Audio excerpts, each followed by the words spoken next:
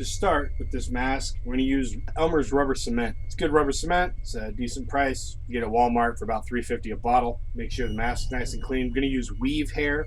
This is the hair I get from a wig shop that they use to braid into weaves to make them a little thicker. Just rubber cement to attach it. You want to attach this like roof shingles. You lay down a layer and another layer that overlaps it and another layer that overlaps that. Ordinarily on a mask, you'd want to have nice, clean, normal looking hair. You would do it very evenly as you glued it down, and then the next layer would be even, and change it up a little bit so that it doesn't look like it's punched in like a doll's hair. But for the most part, you do it nice and even.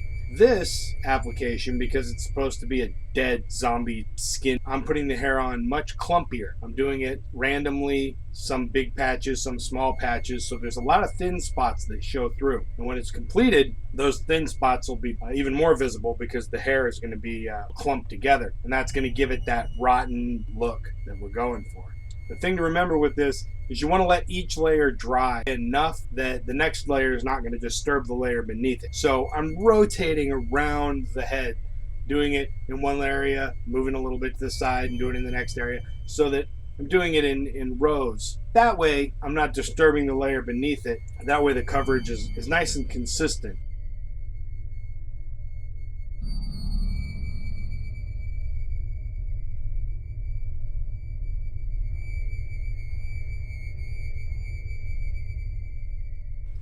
You want to keep the entire edge of this hair encapsulated in the rubber cement. You want the rubber cement to bond to the mask, so it's important that the mask is nice and clean. You want to do this as soon as you can after the paint is dry and set. You don't want to let the mask sit around and get even a little bit of dust is going to cause this hair to peel off. So it's important to get this done as soon as the paint's dry.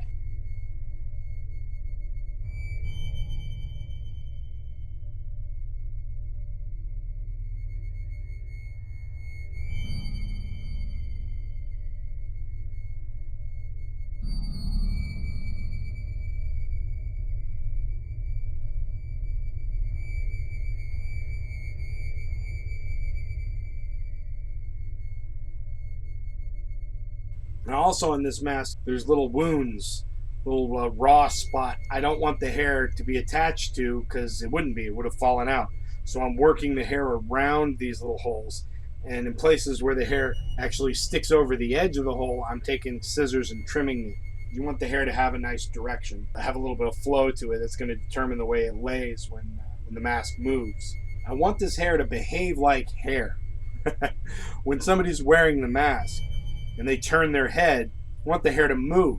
But I also want this hair to be dirty and clumpy and nasty like it would be if it was on a corpse. Now I can't make this hair dirty and nasty when I go to glue it. It has to be clean.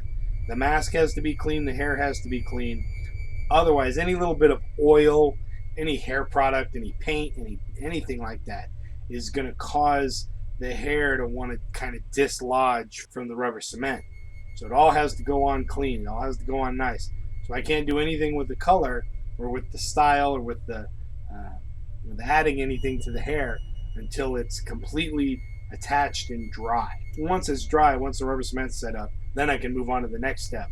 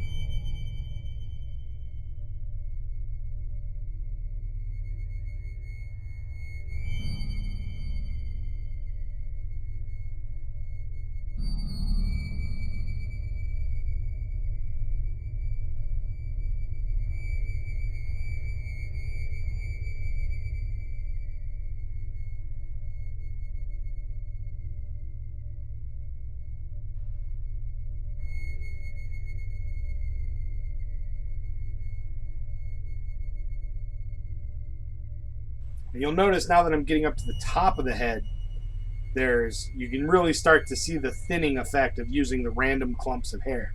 You can see how there's big patches where you can see all the way to the scalp. But you still have pretty good coverage, and it still looks like hair. It doesn't look like there's a wig glued to this mask. It looks like, you know, it's got hair.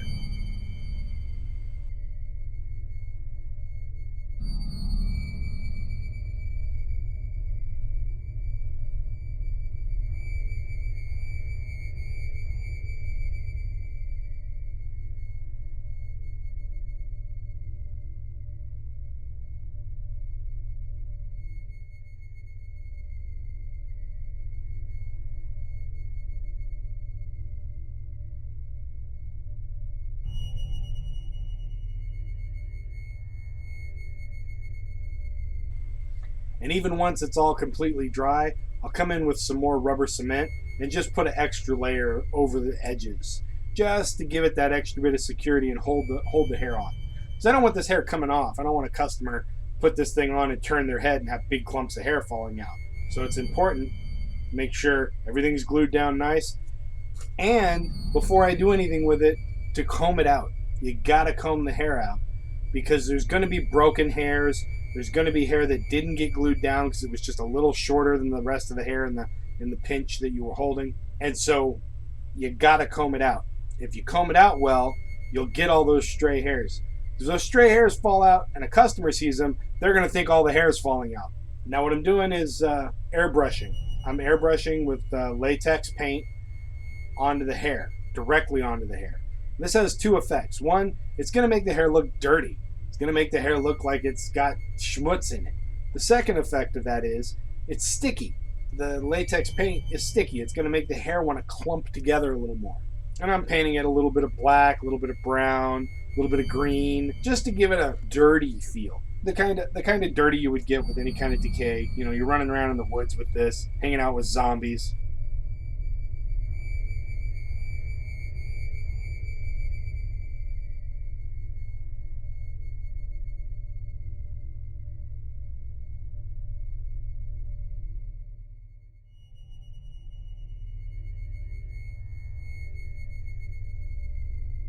Once all the painting is done, I come in and I hit it with hairspray. Once I've painted it and sprayed it down well with hairspray, sections will start to clump together on their own.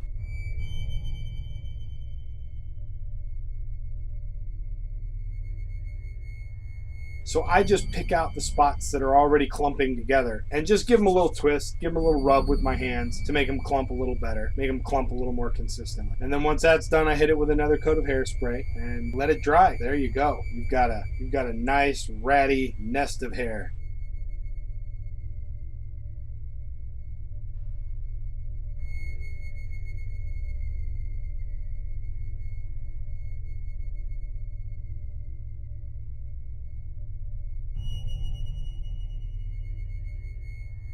I set it in front of a fan. As it's drying, for a last step, I put baby powder in my hand. Baby powder that's cornstarch, not talcum powder. And I put it in my palm, and I spray it out of my palm with the airbrush so that it just dusts onto the hair while it's still a little damp from the hairspray. And that just grabs that and gives it that extra little bit of dirty look.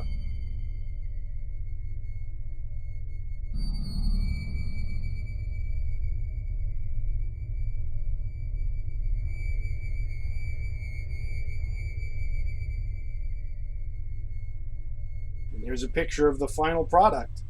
Thanks for watching my video. Hit that like button, subscribe. I'm going to be making a lot more of these videos of my projects. Thanks for stopping by.